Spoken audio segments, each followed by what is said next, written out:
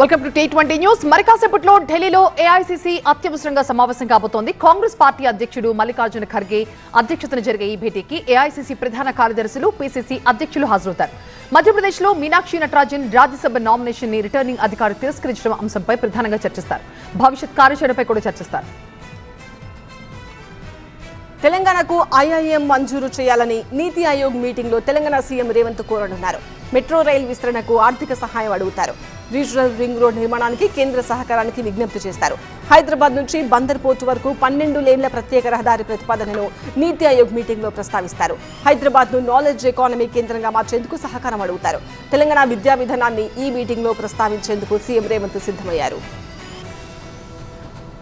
Meenakshi Natarajan Rajya Sabha nomination తిరస్కరణ అంశం supreme court vacation bench ముందుకు రానుంది. మధ్యప్రదేశ్ నుంచి తమ రాజ్యసభ అభ్యర్థి మీనాక్షి నటరాజన్ నామినేషన్ తిరస్కరించడాన్ని సవాల్ చేస్తూ కాంగ్రెస్ పార్టీ సుప్రీంకోర్టును ఆశ్రయించింది. బీజేపీ లేవనెత్తిన అభ్యంతరాలతో నటరాజన్ నామినేషన్ పత్రాలు రిటర్నింగ్ అధికారి తిరస్కరించారు. నామినేషన్ పత్రాలతో పాటు సమర్పించిన అఫిడవిట్ లో తెలంగాణలో ఒక న్యాయపరమైన విచారణ వివరాలను మీనాక్షి నటరాజన్ వెల్లడించలేదని బీజేపీ చెబుతోంది. కోనసీమ జిల్లా పీగన్నవరం టీడీపీ నేతలు రెండుగా చీలిపోయి కొట్టుకున్నారు. కుర్చీలు విసిరేసుకున్నారు. టీడీపీ కార్యకర్తల సమావేశం మండల పార్టీ అధ్యక్షురాలు ప్రత్తిపాటి ఉమామహేశ్వరి అధ్యక్షతన జరిగింది. పార్టీ కార్యక్రమాలు, సీఎం రిలీఫ్ చెక్కుల పంపిణీ సమయంలో తమకు సమాచారం ఇవ్వడం లేదని మండల అధ్యక్షురాలపై పలువురు నేతలు తిరగబడ్డారు. టీడీపీ అనుబంధ కమిటీల ఏర్పాటు విషయంలో ఏకపక్ష ధోరణి వద్దని హెచ్చరించారు. పార్టీ కార్యక్రమాలు, సభలకు జనాలను తీసుకురావడానికి తప్ప పదవులకు తాము పనికిరామా అని మండిపడ్డారు. ఆక్వారంగ సమస్యలపై సందిగ్ధత కొనసాగుతోంది. ఫీడ్ ధరలు పెంచాలని కంపెనీలు పట్టుబడుతున్నాయి. టన్నుకి 12,000 పెంచాలని డిమాండ్ చేస్తున్నారు.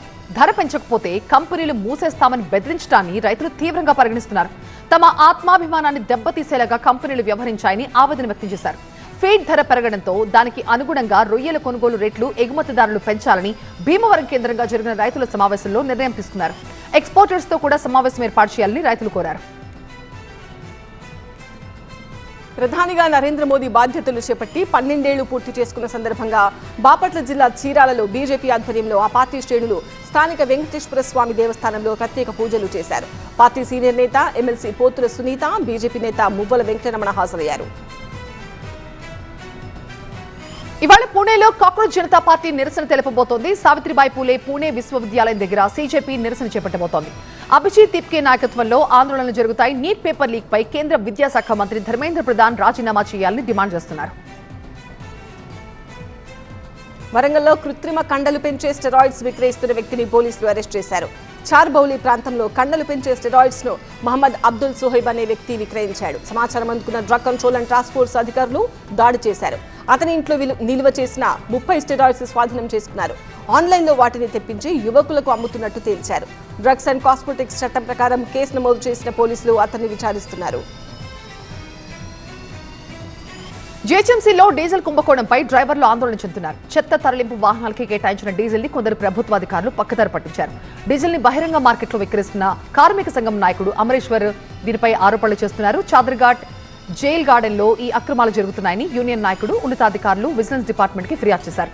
డీజిల్ కేటాయింపులు, వినియోగంపై ఉన్నత స్థాయి ఆడిట్ తో పాటుగా విచారణ జరిపి బాధ్యులపై కఠిన చర్యలు తీసుకోవాలని డిమాండ్ చేశారు. కాకినాడ జిల్లా తుని మండలం సిహెచ్ అగ్రహారంలో అదృశ్యమైన జాహ్నవి కేసులో కీలక పరిణామం చోటు చేసుకుంది. రెండోసారి బయటకు వెళ్లిన పెంపుడు కుక్కను డాగ్ క్యాచర్ బృందం పట్టుకుంది.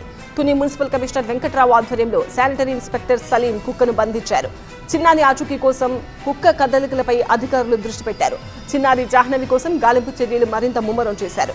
కుక్క ద్వారా కీలక ఆధారాలు లభించే అవకాశంపై ఆశలు పెట్టుకున్నారు. కుక్క మళ్లీ రావడంతో చిన్నారి సజీవంగా ఉంటుందని తల్లిదండ్రులు అంచనా వేస్తున్నారు. తెలంగాణలోకి ప్రవేశించిన నైరుతి రుతుపవనాలు ముందుకి కదలట్లేదు. నారాయణపేట్, జోగులాంబ, గద్వాల జిల్లాను తాకిన నైరుతి రుతుపవనాలు 4 రోజులుగా అక్కడే స్థిరంగా ఉండిపోయాయి. రాష్ట్ర వ్యాప్తంగా పూర్తి స్థాయిలో రుతుపవనాలు విస్తరించలేదు. నైరుతి రుతుపవనాలతో పాటుగా ఉపరితల ఆవర్తనం ప్రభావంతో గత 2 రోజులుగా వర్షాలు కురుస్తున్నాయి. ప్రస్తుతం రాష్ట్రంలో విస్తృత వర్షాలకి రుతుపవనాలు అనుకూలంగా లేవని వాతావరణ నిపుణులు వెల్లడిస్తున్నారు. ఈ వర్షాలను చూసి రైతులు తొందరపడి విత్తనాలు వేయొద్దని ఐఎండీ హెచ్చరించింది. బాపట్ల జిల్లా రేపల్లె, నిజాంపట్నం, చెరుకుపల్లి నగరం మండలాల్లో ఉరుములు మెరుపులతో కూడిన ఈదురు గాలులు వీచాయి. భారీ వర్షం పడింది. వాతావరణం చల్లబట్టంతో ప్రజలు హర్షం వ్యక్తం చేస్తున్నారు.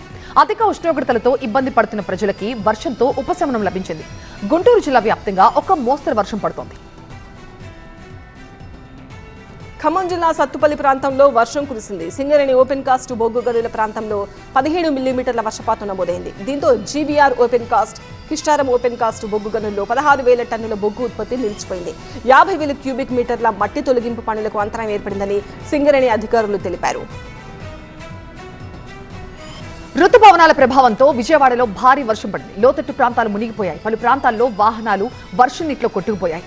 మురుగునీరు ప్రవాహానికి అడ్డుగా ఉన్న చెత్తని మున్సిపల్ సిబ్బంది తొలగిస్తున్నారు. నాలాల నుంచి ఇబ్బంది రాకుండా జాగ్రత్తలు తీసుకుంటున్నారు.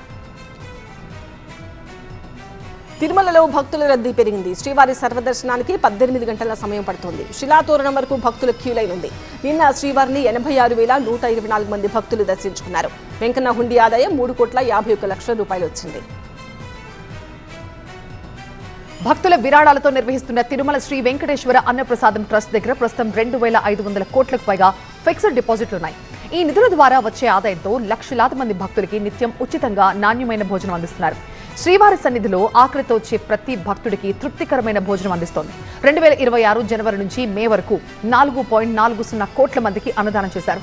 సాధారణ రోజుల్లో సుమారు 1.80 లక్షల నుంచి 1.90 లక్షల మంది భక్తులు అన్నప్రసాదాన్ని స్వీకరిస్తుండగా వారాంతాల్లో ఈ సంఖ్య 3 లక్షలు మించే ఉంటుంది. ఖమ్మం జిల్లా నేలకొండపల్లి మండలంలో మంగాపురం తండాలోని శ్రీ రామాలయ వార్షికోత్సవం ఘనంగా జరిగింది. గ్రామ సర్పంచ్ అశోక్ రాణి ప్రజల సహకారంతో ప్రత్యేక పూజలు చేశారు. దేవాలయంలోని ఉత్సవమూర్తుల విగ్రహాలకు అభిషేకాలు, అలంకరణ, విశేష పూజలు నిర్వహించారు. శ్రీరామనామస్మరణతో దేవాలయం మార్మోగింది. హైదరాబాద్కు చెందిన శ్రీ హరిహర నాట్యాలయం వారి ఆధ్వర్యంలో పలు సాంస్కృతిక కార్యక్రమాలు నిర్వహించారు. ఆటపాటలతో సందడి చేశారు. వరంగల్ జిల్లాలో మట్టి మాఫియా రెచ్చిపోతోంది. మాదన్నపేట చెరువులో అక్రమంగా మట్టి తీస్తున్న వారిని ఆపడానికి వెళ్లిన రెవెన్యూ అధికారులపై దాడి చేశారు. నర్సంపేట మండలం మాదన్నపేట చెరువు దగ్గర ఘటన జరిగింది. 2 అధికారులను బంధించి సెల్ ఫోన్లు లాక్కున్నారు. జీపీఓ నరసింహస్వామి మరొక ఉద్యోగిపై దాడి చేయడంతో పోలీసులు ఫిర్యాదు చేశారు. మంచిర్యాల జిల్లా కోటపల్లి మండలం రాపన్పల్లి ప్రాణహిత అంతరాష్ట్ర చెక్పోస్టు దగ్గర అక్రమంగా ధాన్యం లారీలు తరలిస్తుండగా పోలీసులు పట్టుకున్నారు.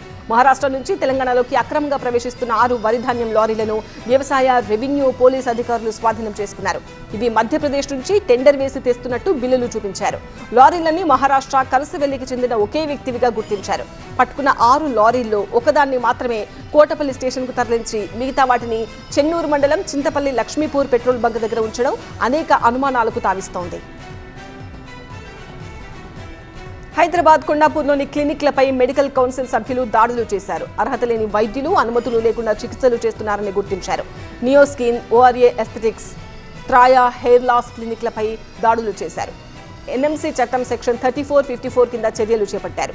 అనధికార క్లినిక్ల సీజ్కు సిఫార్సు చేస్తామని హెచ్చరించారు. ఖమ్మం జెడ్పీ సెంటర్లో సోనోవిజన్ మొబైల్ స్టోర్లో చోరీ జరిగింది. సుమారు ₹1 కోటి విలువైన ఫోన్లను దుండగులు దోచుకెళ్లారు. అలారం మోగడంతో సోనోవిజన్ సిబ్బంది అలర్ట్ అయ్యారు. అడ్డుకోబోయిన వారి నుంచి దుండగులు తప్పించుకుని పారిపోయారు. స్టాక్ వచ్చిన కొన్ని గంటల్లోనే దోపిడీ చేశారు. అంతరాష్ట్ర దొంగలుగా పోలీసులు అనుమానిస్తున్నారు. ఘటనా స్థలానికి పోలీసులు చేరుకుని విచారిస్తున్నారు. ఎన్టీఆర్ జిల్లా మైలవరంలో మద్యం సేవించి లారీ నడిపిన డ్రైవర్ వర్షంలో పోలీసులను ముప్పతిప్పలు పెట్టాడు. ఇబ్రహీంపట్నం ఛత్తీస్గఢ్ జాతీయ రహదారిపై మద్యం సేవించి లారీ నడిపాడు. మత్తులో తాను వెళ్తున్న మార్జిన్ దాటి వ్యతిరేక దిశలో లారీ నడిపాడు. కిక్క తలకెక్కడంతో లారీని ప్రమాదకర స్థితిలో రోడ్డుపై ఆపి నిద్రపోయాడు. లారీని గమనించిన మైలవరం సీఐ కిషోర్ బాబు అతన్ని అదుపులోకి తీసుకుని విచారిస్తున్నారు. భారీ వర్షంలోనే లారీని తొలగించి ప్రమాదాలు జరగకుండా చర్యలు తీసుకున్నారు.